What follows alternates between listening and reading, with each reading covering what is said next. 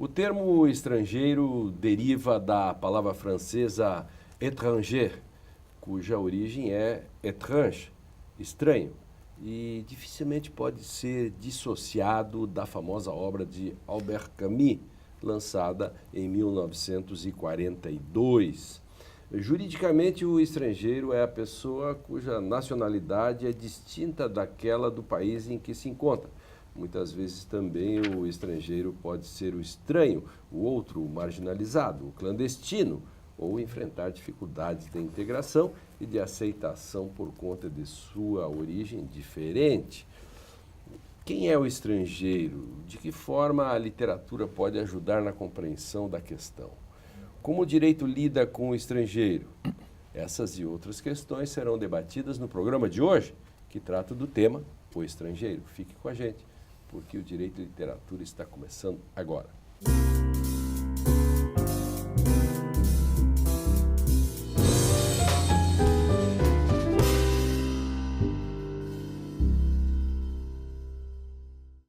Olá, a partir de agora você acompanha um debate que conta com a participação de professores de diferentes áreas do conhecimento que vão nos ajudar a entender questões do direito da sociedade contemporânea por meio de obras literárias. O Direito e Literatura de hoje tem o apoio do Programa de Pós-Graduação em Direito da Unicinos, da Rede Brasileira de Direito e Literatura, e hoje vamos discutir o tema O Estrangeiro. Para isso, recebemos no estúdio Heloísa Capovilla, professora de História da Unicinos, Drayton Gonzaga de Souza, professor de Filosofia da PUC do Rio Grande do Sul, e Henriette Caram, professora do Programa de Pós-Graduação em Letras da URGS. Sejam bem-vindos. Me lembrei no início, quando falava a introdução, me lembrei da palavra, eu trouxe o original do francês, mas se eu fizesse de novo isso, eu poderia fazer também com a palavra alienos, né? Que é o outro, né? Uhum. E por isso alienação ou alienígena, né? Que também é um estrangeiro. Então, do latim alienos, né? Alienação. Ou alienista, né? É, o alienista, evidente, lá do Machado, né? Por isso que às vezes o estrangeiro ali é nada, se permite um pouco de palavra epaquilavra. Eu começo com quem? Começo com a Henriette? Pode ser. O livro que eu trouxe é do Mia Couto, Cada Homem é uma Raça. Eu selecionei um conto deste livro, né? Ele é produzido em 1990, vem a público em 1990. Mia Couto é um escritor de língua portuguesa, de Moçambique, autor de diversos livros, né, e que tem um estilo muito próprio, assim, um estilo de prosa poética, muito musical, com uma sonoridade muito marcada, recorrência aos falares regionais, né, então, algumas vezes é um texto que pode ser um pouco difícil de ler, e sempre uma tentativa presente de recuperação da memória, da história, né, e da diversidade de tribos de Moçambique, dessa diversidade cultural. O conto que eu escolhi chama-se A Lenda da Noiva e do Forasteiro. Tá? Então, aqui nós não temos o estrangeiro, depois a gente pode conversar sobre isso, nessa concepção contemporânea, né, ou da modernidade.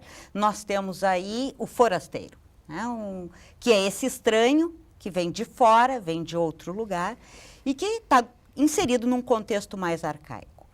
Chega num pequeno vilarejo de uma pequena tribo, esse forasteiro, esse estrangeiro, e ele é visto, acompanhado por um cão, e ele é visto com muita desconfiança. Ninguém sabe nada a respeito dele, e como ele não se apresenta, começam a surgir histórias, e histórias ameaçadoras, né? O conto evolui e começa a ocorrer o desaparecimento, um a um, dos camponeses. Isso faz com que as suspeitas e o medo aumentem, né? E então o caçador da tribo, o mais exímio caçador da tribo, resolve ir ao encalço do forasteiro e matá-lo. Ocorre que ele não retorna, e como, passado algum tempo, a mulher dele aparece com um bebê. Para explicar o sumiço do caçador, cria-se a história de que o forasteiro havia feito com que o caçador diminuísse de tamanho até virar alguém do tamanho de um recém-nascido. O ancião da cidade, diante disso, né, para combater o forasteiro, resolve enviar para fazer-lhe companhia a única e mais bela jovem, né, que existe naquela tribo. Só que ela é noiva. Ela é noiva de um rapaz e ela foi difícil de ser aceita como noiva porque ela também é uma estrangeira. Mas ela concorda em ir se sacrificar para salvar a tribo e vai ao encontro do forasteiro. Passado algum tempo, o noivo, inconformado com a situação, vai ao encalço dela, diz que vai trazer de volta a sua noiva, mata o forasteiro. E depois, ao encontrar a jovem Januária, ele descobre que ela havia se apaixonado pelo forasteiro. E aí ela diz que o forasteiro era um homem imensamente bom. Beleza. Então, Tá. é um texto que eu acho que serve para a gente discutir a respeito. O forasteiro era cheio de... Mas principalmente era muito bom, né? Isso é que é o mais importante. E a gente não, né? como a espera dos Claro, bárbaros. claro. Os bárbaros podem não vir, mas a espera dos bárbaros, que a gente já falou tanto sobre isso, você não sabe. E aí você disse que ele é mau. É, lógico. Né? O que tu não conhece... E inventa sobre ele. Né? Implicitamente pode vir como mal. Né? São produzidos Claro. discursos. Heloísa. Eu trouxe também alguns forasteiros a partir da obra de Flora Susequin, também da década de 90. O Brasil não é longe daqui, é uma expressão de um grupo de alemães que, quando chega ao Brasil, vai...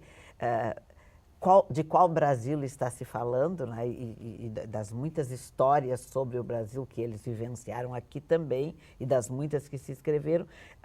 O período que ela aborda é o período da primeira metade do 19, em geral entre 10 e 40, nesse período aí, 1810, 1840, e ela traz uma série de estrangeiros, digamos assim, de outros que vieram, porque a Constituição do Brasil, enquanto natureza, enquanto população, era vista pelo olhar desses estrangeiros, era constituída a partir do olhar desses estrangeiros. Então, é muito interessante retomar, porque, de um modo geral, a palavra desse estrangeiro é que faz o brasileiro e que faz o Brasil. Né? Então, de alguma forma, nós, brasileiros, constituídos pelos outros, pelos estrangeiros aqui, e diversos viajantes, e nessa circulação de ideias que se faz, especialmente, nem todos são imigrantes, mas muitos, especialmente os viajantes. O viajante é o dono desta verdade, da palavra que constitui o Brasil. De alguma forma, é o campo onde ela circula. Na minha terra, interiorzão, colonização alemã, meus pais e outros chamavam de brasileiros os que não tinham a tez branca assim, ou eles chamavam de blauen, que é azul em alemão. Então eles chamavam assim, fulano é brasileiro. Claro. Então um ET que viesse achando que quem disse isso não era brasileiro, mas tinha nascido igual, mas vem a questão do estrangeiro que vem para o lugar e como ele constitui o próprio brasileiro. Evidente. Nesse sentido. Até a dificuldade nessas localidades, né, no interior do Rio Grande do Sul, de um alemão casar com um não alemão, né? É marcado, em geral, há pesquisadores que estudam isso, né? Casamento interétnico. Né? O que salvava, por exemplo, na minha terra, o que salvava era a pessoa ser luterana. Se o brasileiro, ou Plauen, enfim, fosse, por acaso, luterano, já dava um up. Mas se ele fosse Plauen e católico, aí sim, aí os pais, inclusive, não deixavam os filhos brincar. Isso não faz tanto tempo assim, é dureza. Hein? A proibição do casamento misto, né? Exatamente. Mas na Serra Gaúcha aqui nós temos ainda isso, né? Os brasileiros, né? Nós somos italianos e os outros são futebol, brasileiros. No futebol, o time do meu pai, do meu avô, do pessoal, era Corinthians. na localidade, Esporte Clube Corinthians, e dos outros era Brasil. Brasil. Não é genial? Querido Drayton, bem-vindo de volta da Alemanha, que ele já foi pela Brasil. terceira vez ou quarta esse ano. Esse ano. E fui para o exterior, então, lá como estrangeiro. Claro. Alguém que chega no aeroporto e recebe um carimbo Isso. no passaporte, que é o meu visto de entrada, que é concedido naquele momento. Mas voltei para minha terra natal. Heimat. Heimat. Ai, mas... Eu trouxe um texto de um autor brasileiro, que é Casimiro de Abreu, mas aqui temos uma professora de literatura, não vou falar muito sobre o período, sobre o romantismo, porque ela é muito mais competente do que eu para falar sobre isso.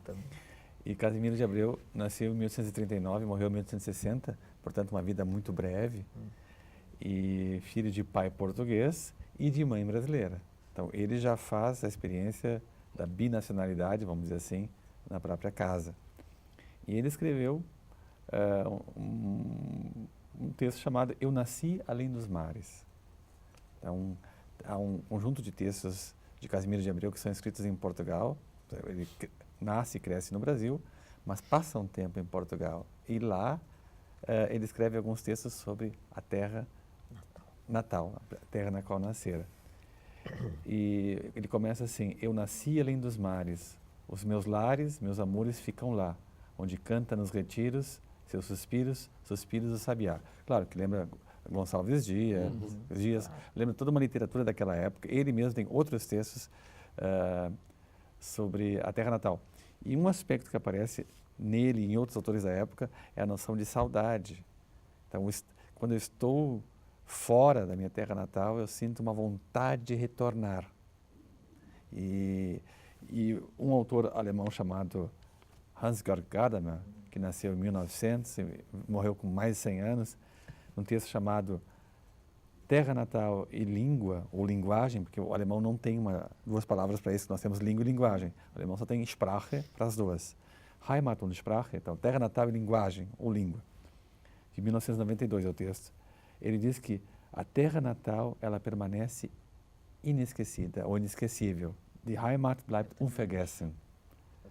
Então, não se esquece mais. Então, a questão também da memória, né, dessa vinculação originária com a terra, com a língua, com a família, com o contexto em que se nasce. Sobre isso eu vou falar um pouco mais depois. E quando a pessoa está fora, ela não fica com Heimweh? E exatamente, que é a palavra que os alemães usam para saudade. Isso. Né? Heim é o home, né? Então eu sinto essa dor, que é ver. Essa dor de não estar na minha terra. E essa dor que é um desconforto devido à desinstalação, ao desenraizamento. Né? Eu estou fora do meu contexto, eu fui colocado em outro ambiente, como quando a gente faz com uma planta, quando a gente transplanta, e aí ela tem que se adaptar. Isso. E tu é sempre o outro nessa situação. Sempre o outro. E o Brecht tem uma frase que é isso: nós todos somos estrangeiros por tudo que eu canto, né? Faço igual, por tudo que.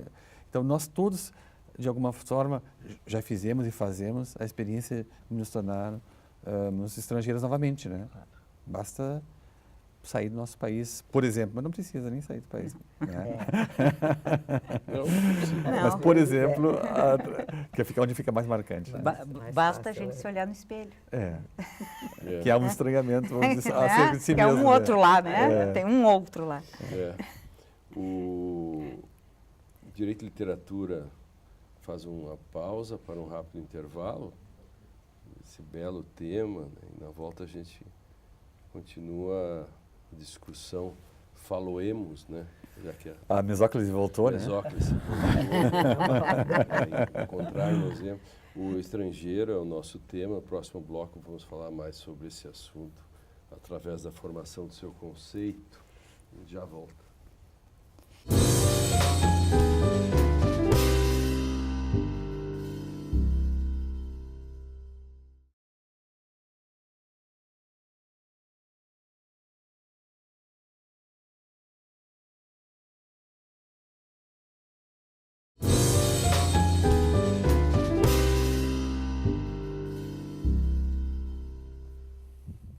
Direito e Literatura está de volta para debater o tema O Estrangeiro. Conforme falei na abertura, né, a palavra estrangeiro guarda raízes com a palavra estranho, né? E já na Grécia Antiga, o estrangeiro era visto como o bárbaro. E daí a gente forma um conceito, não? E nos textos que nós vimos, o mais explícito é o da Henriette, né? De que aquele que estava chegando era um bárbaro. É interessante a gente pensar que na Grécia nós temos essa imagem do bárbaro e nós temos uma diferença que se dá pela língua, né? Pelo idioma. O falar ou não falar grego, né? Mas há uma sutileza aí, porque a gente não pode dizer que isso não implique numa hierarquização de culturas, Claro. né? Quer dizer, aonde a gente entende que falar grego seria um estatuto superior a falar os idiomas bárbaros, né? Eu queria retomar a questão do estrangeiro, falando já que falamos em bárbaro, a questão do estrangeiro e a questão do forasteiro, né? No texto que eu trouxe, nós temos, já no título, é uma lenda. Então, se inscreve em determinado contexto. E esse forasteiro, esse estrangeiro aí, é um forasteiro. Alguém que veio de fora, de outro lugar, né? Então, esse estranho, esse outro, é alguém que vem de uma outra região, tá? Diferente da noção de estrangeiro que está relacionada aos Estados-nações, né? Vir de outro país, não simplesmente de outro lugar.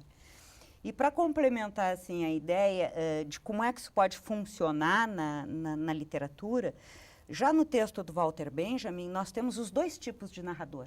E ele vai dizer que nós temos aquele narrador que é o lavrador sedentário e o viajante, o marinheiro mercante.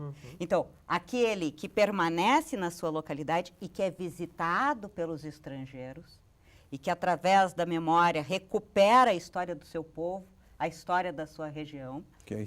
que é o caso aqui da Heloísa, vamos dizer, da visita do olhar do outro, vamos dizer assim, né? Outro, claro, E- homens ou mulheres, eles estão fazendo esse trânsito. Né? E o outro é esse viajante, que é o Gulliver, por exemplo, Claro. né? A respeito do qual nós já falamos, É. que vai em busca dos outros mundos, que vai. Aí ele é o estrangeiro, né?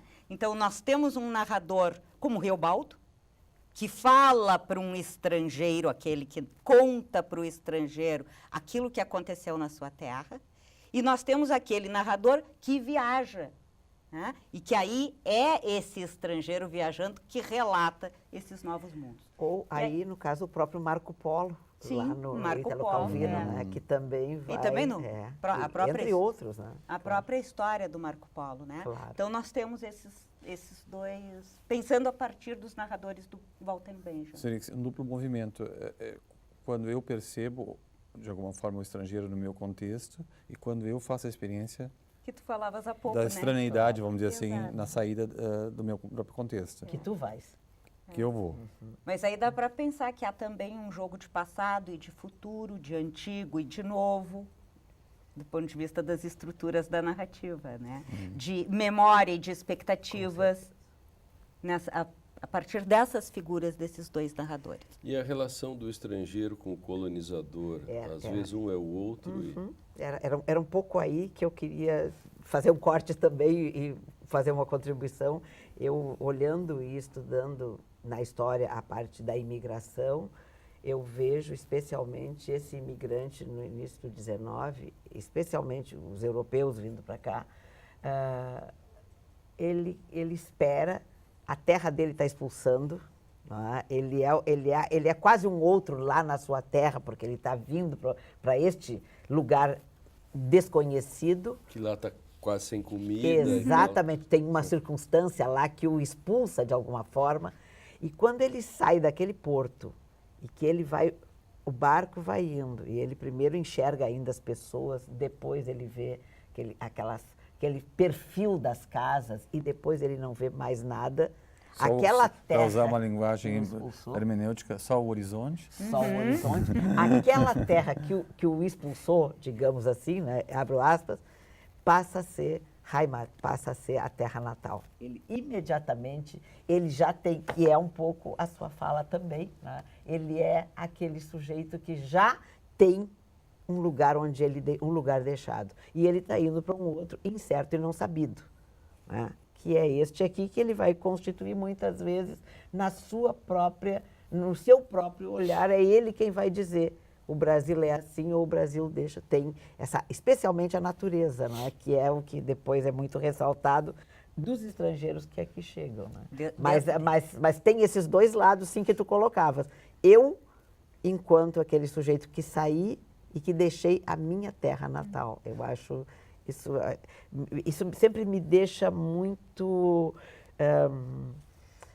eu acho tem muita sensibilidade esta questão de deixar a terra natal e partir para um outro lugar, em qualquer circunstância. Vocês veem, né, que a pátria é o lugar que a gente escolhe para viver. Isso é uma frase recorrente, né? E né? Por exemplo, claro.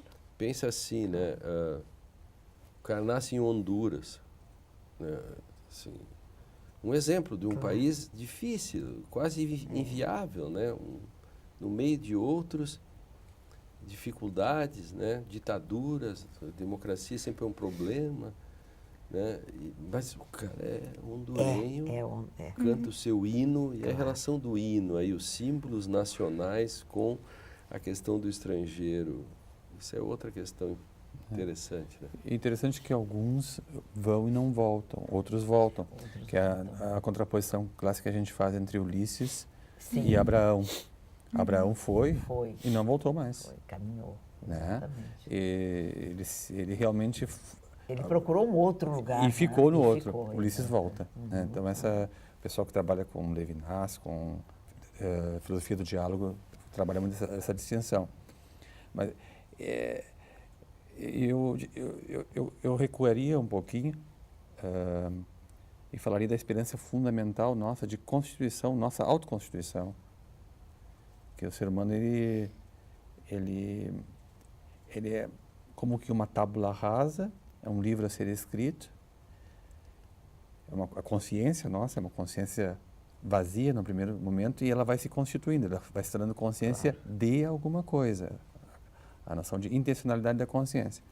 E esse processo de autoconstrução, ele se dá na história, no contexto em que vivemos, com essas experiências fundamentais que nós vamos fazendo, a família, os amigos, a língua, e esse fato de, por exemplo, sair do próprio contexto e viver no exterior representa uma grande perda de todos esses elementos que são fundamentais, são fundantes do ser humano. Nunca mais serão os mesmos, né, se tu saíres. Porque você foi fundado por ali e está trocando, né? Claro. E essa experiência se dá, por exemplo, na saída do seu próprio país para um outro país, através da perda de costumes alimentares. A gastronomia no país para o qual se vai, eventualmente, é bem distinta.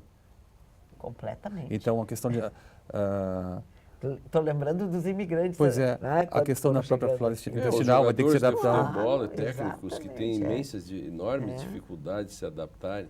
Os meninos saem, vão ganhar o dinheiro, mas de repente já querem voltar. Claro. Então, Falta feijão. Falta feijão. Alguém tem que levar o feijão, inclusive. Então, a questão a erva mate. Da temperatura e do próprio ciclo das estações. Se a pessoa vive numa cidade maravilhosa, em que estive recomendada pelo Lênin agora há pouco tempo, que é Teresina, e vai morar na Alemanha, ele tem uma outra relação com o próprio clima, porque ele em Teresina nunca faz inverno como faz na Alemanha, nem sabe o que é um pullover. Nem se imagina, né? Então, a mudança no que diz respeito a hábitos alimentares, formas de interação com o outro, se eu vou beijar a pessoa, se eu vou só dar a mão, etc. Uma série de coisas que estão no pacote desse desenraizamento. Mas e você... Eu só queria perguntar para o Drayton, que o Drayton é um case aqui. O Drayton, anda para cima e para baixo na Alemanha, e ele é casado com uma alemã. Pois é, então, tem em casa. Então, os filhos nasceram no Brasil, né, Drayton? 2 nasceram aqui e 1 nasceu lá. Pois é, você é um case, assim, quando nós estamos falando sobre o estrangeiro, porque quando você que vai tão seguido, enfim, a família de sua mulher é de lá, aí vocês falam 2 línguas normais em casa, alemão e português todo o tempo, e seus filhos têm um sotaque, alfabetizados também em alemão praticamente, assim, Sim. então falam perfeitamente. E você já, você não sente tanto mais quando vai para a Alemanha, por exemplo, você já está bem, você sente já quase um alemão nisso, ela se sente bem brasileira? Eu me sinto bem mais em casa, Aham. então comparativamente, né? Sim, Do que quando eu fui pela primeira vez em 94, sim. né? E a minha esposa se sente bem mais em casa no Brasil. Tanto é que para ela passar as férias dos meninos na Alemanha ou passar aqui no interior do Rio Grande do Sul é a mesma coisa. Ela ama a natureza no Brasil. Aquilo que não teve, ela aprecia muito, né? Para ela, qualquer uma coisa lugar onde tenha bastante verde aqui no estado, ou em outro estado, Santa Catarina mesmo, que é mais vizinho. Então, eu faço a experiência de ser estrangeiro lá, ela faz a experiência de ser estrangeiro aqui, e nós tivemos que educar, vamos dizer, o nosso olhar permanentemente, lá e aqui, para o outro, como é que o outro está vendo. Por isso que eu perguntei para E algumas coisas que lá eu não compreendia. Eu vou dar um exemplo. Quando eu fui em 94 para lá, era uma terça-feira, eu dividi o apartamento com um estudante alemão. Ele disse o seguinte, era uma terça-feira, eu vou comprar hoje um terno, porque na sexta-feira eu vou a um sepultamento. Pensei, depois de alguns meses estudando alemão, meu alemão está muito ruim, porque ele vai comprar um terno hoje para ir no sepultamento daqui a 3 dias, né? É porque o costume de sepultamento lá é outro, não é logo, 24 horas como aqui, como no Brasil, né? 24 horas sepulta. Lá, se chama família, aquela coisa toda, e há o sepultamento. Então, certas coisas culturais que não se entende no primeiro momento, assim como a minha mulher não entendeu esses dias, olhando no domingo, uma votação, por que as pessoas diziam, meu pai, minha mãe, meu filho, etc. Ela disse, mas não é uma votação que está sendo feita aí? Ninguém entendeu. É uma votação, senhor. Por que estão falando tudo isso? Obrigado. Estranhamento maior ainda, maior. né? O dela é inexplicável quase. Eu interrompi a Henriette, mas era importante ouvir o Drayton pela sua... Vamos continuar com o case, então, né? Isso. Porque um dos elementos, assim, é de que não há um apagamento total, né? Dessa identidade construída na sua origem. Não. O que algumas vezes a gente consegue detectar é a forma como se acentua um pequeno traço. Eu estava me lembrando dos meus filhos quando saíram do Brasil e foram estudar na Europa. Eles passaram a tomar chimarrão.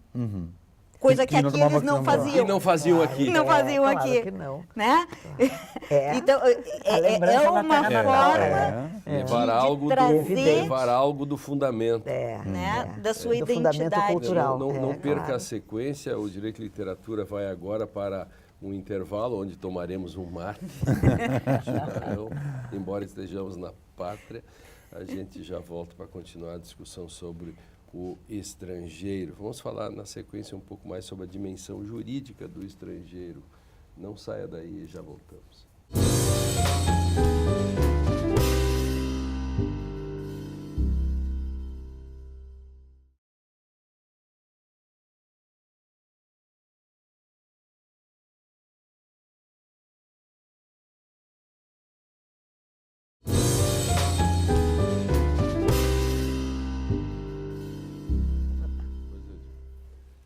O estrangeiro, esse é o tema do programa de hoje. Estamos de volta para mais um bloco de discussão sobre o assunto.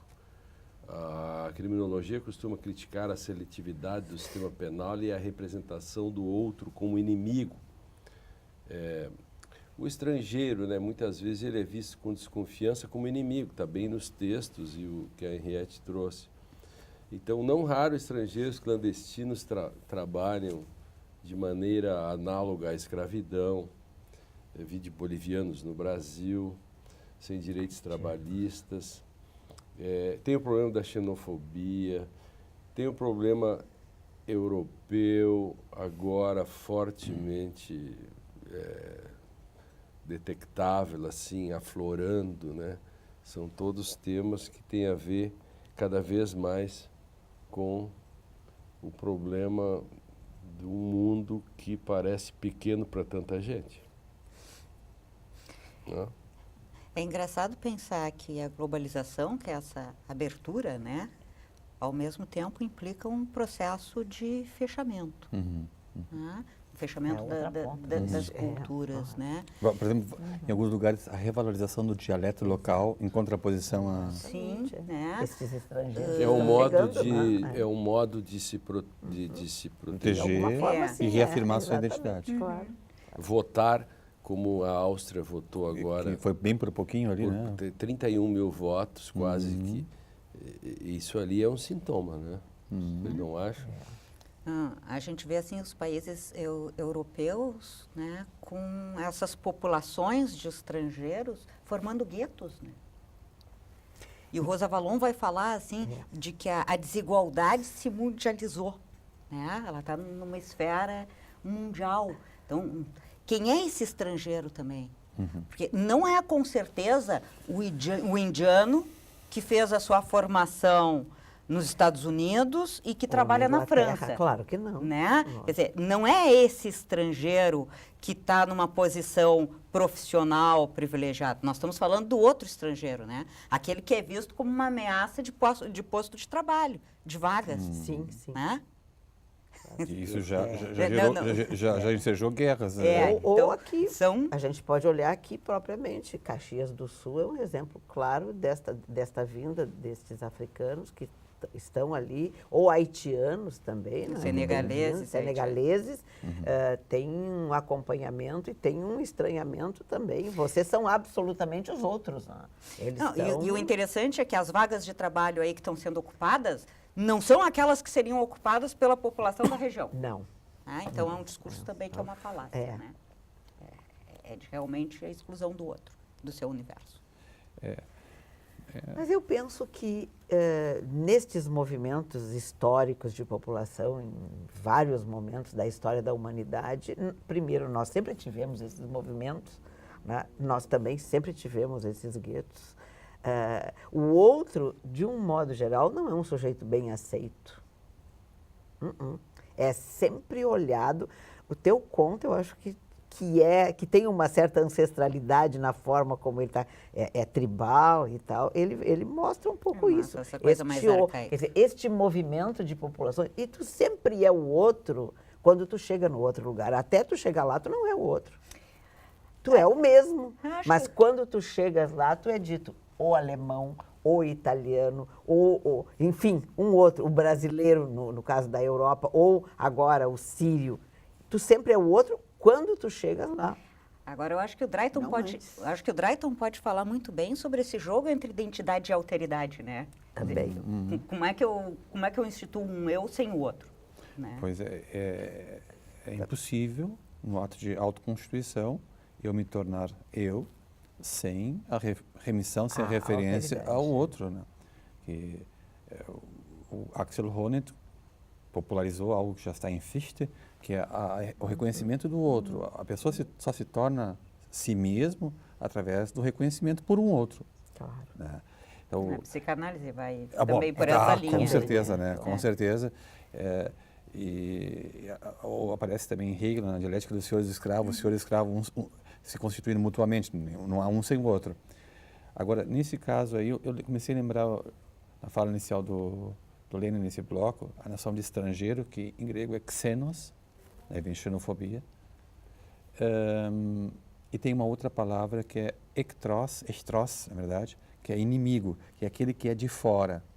Então, aquele que vem de fora, ele muitas vezes gera, eu falava aqui antes, essa sensação de um mal-estar daquele que é do lugar. Que é do lugar. Porque ele, eventualmente, não domina a língua local, ele Traz uma outra cultura. traz uma outra cultura, outros costumes. Às vezes ele chama atenção pela cor da pele, por costumes, inclusive ligados à religiosidade, como, por exemplo, integrar todos esses muçulmanos que vivem na Alemanha hoje, que é o exemplo que me chama mais atenção, né, com seus hábitos, com seus costumes, com a sua cultura. Há um autor alemão chamado Christoph Türke, ele lecionou aqui no Brasil, acho que durante uns 2 anos, em Porto Alegre. Ele escreveu um belíssimo opúsculo chamado Heimat, Terra Natal. E aí ele fala da expulsão da terra natal. A primeira se deu, segundo ele, no paraíso, quando o homem quando Adão e Eva são expulsos do paraíso. Essa foi a primeira expulsão, Austreibung.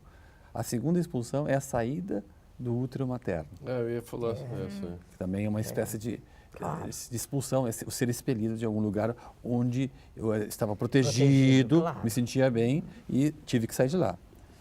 E agora ele fala da globalização como um momento também, vamos dizer assim, de expulsão, ser expelido daquela proteção local, né? E isso acontece muito no mercado de trabalho. A pessoa trabalha numa multinacional, passa meio ano aqui, 1 ano nos Estados Unidos, 3 anos na China, não tem mais aquela ligação tão forte como tinha antigamente a um local, né? Então, são fenômenos modernos, mais recentes, ligados à globalização também, né? Eu não quero perder a deixa do que estava falando o Drayton, né? Pensar nesse simulacro que a terra natal tem em relação ao ventre materno, ao útero materno, né? Há um deslocamento aí, né? Desse espaço que é significativo na constituição do sujeito, né? Do ponto de vista do individual e do ponto de vista do coletivo, né? Então, há um certo paralelo que nós podemos extrair aí, né? Diz a questão do ventre materno. E a questão da modernidade, né? Da modernidade que cria a noção de território, de soberania. Fronteira. Soberania, fronteira, burocracia, exército, fronteira. Defesa. Segurança nacional. Segurança, e isso vai, tanto é que se diz que o patriotismo é o último refúgio dos canalhas também, que o exacerbamento dessa noção leva à busca de outros espaços. Hitler é o maior exemplo, né? De buscar, de se expandir, de pegar o espaço do outro. E isso tudo também é muito forte, tanto é que as ditaduras inventam, e isso está muito claro em 1948, do Orwell, de que sempre se inventa um inimigo. Então, eu queria que você falasse um pouco de como o estrangeiro é condição de possibilidade também, nesse sentido, né? As ditaduras inventam inimigos, inventam guerras, os xenófobos se juntam para dizer que nós temos que ser patriotas. E há um essencialismo da nacionalidade aí. Claro que sim. A América maior, para os americanos, claro. como diz o candidato lá, a América de novo grande. Lembra? Essa é uma coisa que se repete. O austríaco fez muito essa campanha lá, o Le Pen faz isso também. Agora na Alemanha, o crescimento desse partido AfD, que se chama Alternativa para a Alemanha, Alternative für Deutschland, cresce. É um partido que tem uma abordagem bastante de direita e de inimizade, hoje assim, de hostilidade em relação ao o inimigo é esse outro que está chegando. E no Brasil, olha no Facebook, as pessoas mais agressivas, elas trazem a bandeira do Brasil na sua foto. Sim. Já notaram Se apropriaram. Houve essa apropriação das cores e da bandeira. Se você não for a favor do Sérgio Moro, por exemplo, você não é patriota. Claro. Você é um canalha, você tem muito isso. Eu fui num congresso agora, um congresso em maio, o maior congresso brasileiro, e as pessoas na frente faziam manifestações a favor do juiz e da Operação Lava Jato. E se a pessoa, alguém que eu fiquei observando, algumas pessoas passavam e se sentiam meio constrangidas e diziam, não concordo e tal. Eles eram absolutamente espinafrados, praticamente agredidos, entendeu? Esfregavam a bandeira do Brasil na pessoa. Se nosso país não será vermelho, quer dizer, também eu não consigo entender. Veja como dentro dessa discussão... Retomaram uma bandeira de comunismo vermelho que também está em transformação também, está no outro patamar, não é colocar as duas coisas nesse sentido tão... Sim. Tadinho, ficou só Cuba e a meia boca ainda, né? Mas aí também a questão da ambiguidade, então, já mencionada aqui, porque ao mesmo tempo que um partido como esse que eu mencionei há pouco diaboliza o estrangeiro, o refugiado, ao mesmo tempo, aquele país não vive sem estrangeiros. Ele traria em colapso. A condição de possibilidade para aquele país se manter é a existência de estrangeiros produzindo e consumindo.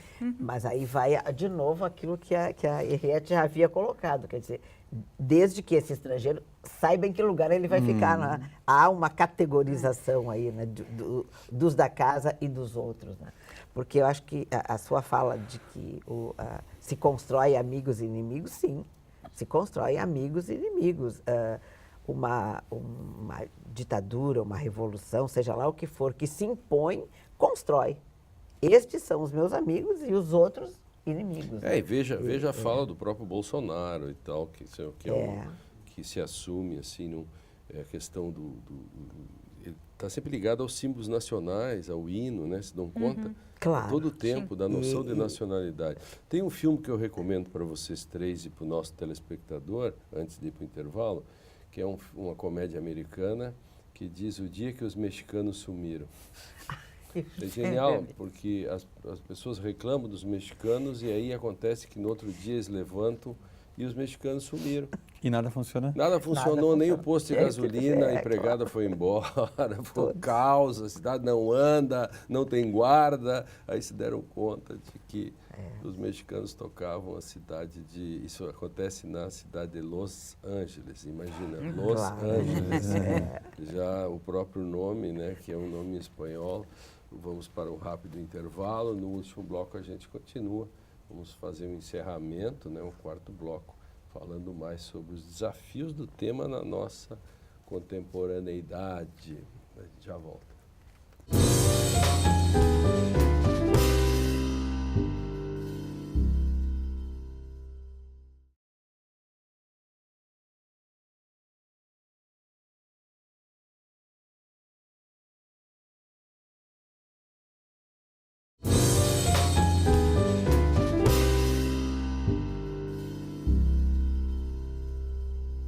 Estamos de volta para o último bloco do programa de hoje, que discute o tema estrangeiro. E nós falamos sobre poder, território, xenofobia, tudo isso, e o próprio uso dos conflitos com o outro para manter a coesão interna. Tem um filme americano que é genial, eu recomendo para o nosso telespectador, que se chama Mera Coincidência. É um filme com o Dustin Hoffman e o outro, que é famosíssimo também, que acaba sendo o Cleaner. O presidente dos Estados Unidos é pego com uma estagiária e é filmado, e faltam 2 semanas para a eleição. E vai ser posto isso na mídia. E aí é chamado o Robert De Niro, que é o Cleaner, traz o assistente dele, que é o Dustin, para fazer operação limpeza, para demonstrar, para apagar aquele fato, que em espanhol se chama um pacote chino, que é você construir algo para tapar outro, que é um filme mexicano chamado, variação desse tema, chamado A Ditadura Perfeita. É genial, eles inventam a guerra contra a Albânia para salvar a reputação do presidente, para esconder aquele fato. Isso é um tema interessante sobre o papel do estrangeiro, que nesse caso se torna útil, muito útil. Tu inventa o inimigo. 1948, do Orwell, a Eurásia, a Eufrásia, todo o tempo eles lutavam. O que mais me impressiona é esse discurso de ódio, né? Eu queria, exato, esse era o tema para o discurso de ódio. O Drayton falava um pouco a respeito disso, né? E uma das coisas um dos efeitos disso, né, é nós perdermos algumas garantias e direitos fundamentais, né? O índice, por exemplo, da pena de morte nos países da Europa, em função dos atos terroristas, tem subido. Tem. Né? Assim, bom, como é que fica, né? Até que ponto esse discurso de ódio que se sustenta na construção do outro como inimigo não traz consequências, inclusive, sobre a própria democracia? E aí a gente vai de novo para aquela pergunta, né? Mas do que a gente fala quando fala em democracia? Né? Até onde ela vai? Será que é só isto e mais aquilo? Ou é preciso avançar um pouco mais, é preciso refletir um pouco mais sobre o tema, do que está incluído aí? É só o voto? Só algumas garantias? O estrangeiro está incluído nessa história. Exatamente. Estaria o estrangeiro na democracia? Não? A propósito. Na Grécia, a democracia era um conceito bastante restrito, Sim. né? Exatamente. E, Somos gregos ainda ou não? pois é. E a questão, me parece também atual nesse contexto, em relação aos estrangeiros, seja no Brasil, aqui no nosso contexto, no nosso estado, ou seja na Europa, é a tentativa de integrar esse visitante e de hospedá-lo na nova casa. Tem que ser, e a integração ela vai se dar também, vai passar pela necessidade de tolerância, respeito e tolerância em relação ao diferente. Porque se ele precisa, já mostramos isso em outros momentos, né, vir para cá, nós também, em grande parte, precisamos da vida, como acontece na Europa, Da vida deles. da vida deles para reconstruir, por exemplo, a Alemanha, né? Então, será necessária uma tolerância e uma tentativa de compreensão mútua. Porque senão nós não vamos conseguir avançar. E o elemento religioso tem sido um grande empecilho nesse contexto. Porque aí, então, ligando ao direito, uma tradição religiosa entra, que é o caso da Alemanha, entra em conflito com uma ordem jurídica.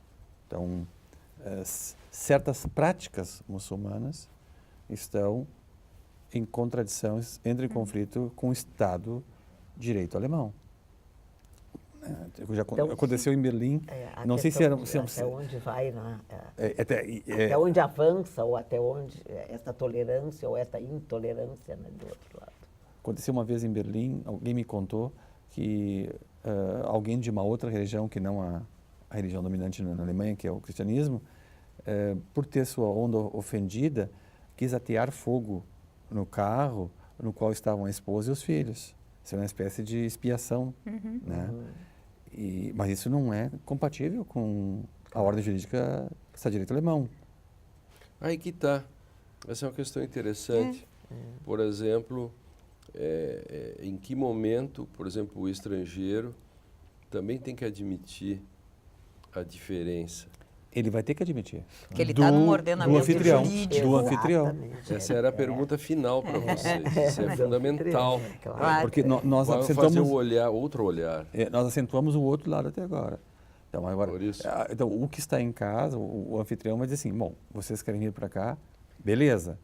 Agora, vocês vão ter que se adaptar um pouquinho. Claro. E vou citar 2 exemplos bem atuais deste ano. Aquilo que aconteceu na estação de trem de Colônia, na virada do ano, de 31 de dezembro para 1º de janeiro, em que várias meninas foram molestadas ou estupradas, inclusive, já que essa temática do estupro está em alta nesses dias aqui no Brasil, e o comportamento de certos estrangeiros, não vou dizer nacionalidade, em piscinas públicas alemãs, em relação às mulheres alemãs.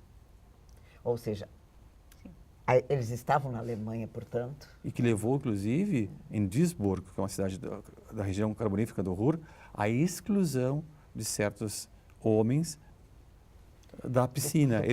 Há uma placa do convívio público. Eles não podem entrar mais naquela piscina pública.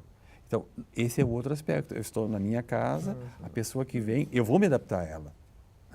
De repente, vou fazer uma comida que agrade o visitante. No entanto, o visitante vai ter que também se adaptar E nós não defendemos nessa roda, salvo o melhor juízo, o relativismo cultural. Não. Nós consideramos que alguns elementos aí são conquistas. São elementos. Certamente. Há um grau de objetividade nisso. E nós não queremos voltar atrás disso. Por exemplo, o respeito à mulher, para nós, ocidentais, pelo menos em tese, É fundamental. É né? fundamental. É fundamental. Não daria, por exemplo, e aí isso acontece, eu escrevi um texto sobre isso, do que aconteceu com estupros e sequestro de crianças na Inglaterra, de mais de 1.000 foi por paquistaneses, num bairro, e que todo mundo sabia, mas a polícia não entrava. Sabe por que a polícia não entrava? Porque se ela entrasse, ela seria acusada De xenófoba. Claro. porque está perseguindo, porque isso fazia parte de uma certa cultura. Aí acende a luz amarela no sentido disto que o Drayton está dizendo. O que aconteceu em Colônia, do a Estado, polícia relativizou o que aconteceu lá e depois se tornou um grande escândalo em relação ao prefeito da cidade, em relação à atuação da polícia, como se fosse uma bagatela que tivesse acontecido lá. No caso de 31 de dezembro de 2015. Claro, esse foi famoso. Queria recuperar só uma coisa a respeito do qual nós começamos a falar e deixamos de lado, né? Quando o estrangeiro era colonizador, ele promovia o apagamento da cultura do outro. Falas da né? América. Grandes países da Europa hoje estão pagando a dívida com o seu processo né, colonizatório. Né? Esses imigrantes que vêm dos países que foram colonizados. Portugal, por exemplo. Por essas nações. Então, Espanha.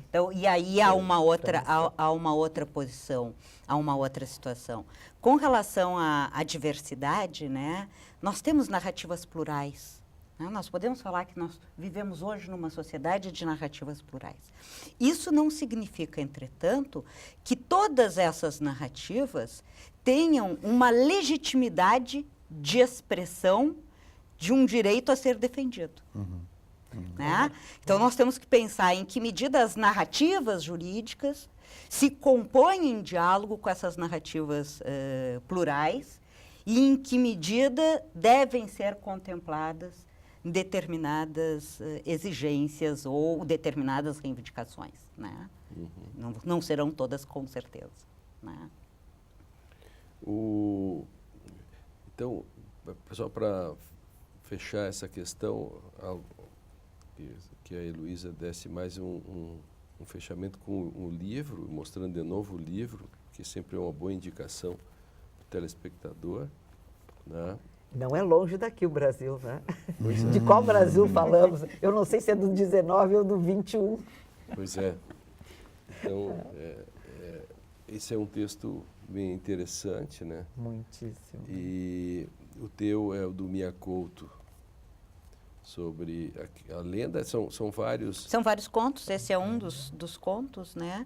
E, na verdade, o texto inteiro, o livro inteiro, vai trabalhar essa questão da raça, né? E a ideia de que cada homem é em si uma raça. Então, rompe um pouco com a ideia de etnia, né? Ou oferece uma nova proposta, é bem interessante.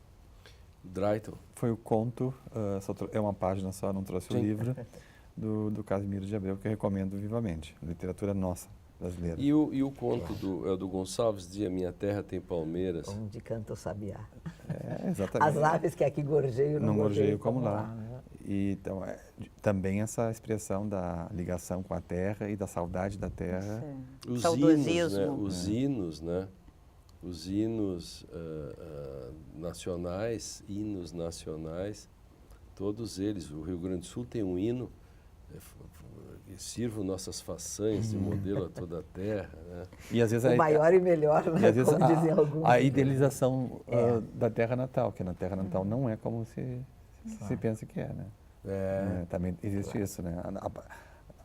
E às vezes na distância, né, no deslocamento para um lugar distante, a idealização tende a aumentar. Ampliando. Já que nós estamos fazendo indicação de livros, o livro do Michel Houellebecq. Michel Houellebecq. Houellebecq é Houellebecq. que é o livro Submissão, já tem em português. Leiam esse livro, que é uma hipotética eleição à presidência em que a fraternidade muçulmana chega em 2022 ao poder na França. Hoje nós fizemos bastante indicações literárias. Quero agradecer a Henriette, a Heloísa e o Drayton. O Direito e Literatura fica por aqui. Assista a esse e outros programas no facebook.com/Direito e Literatura e no canal do YouTube da TV e Rádio Unicinos. Não esqueça de participar, fazer sugestões. Eu espero você no nosso próximo encontro para outros grandes debates. Até mais.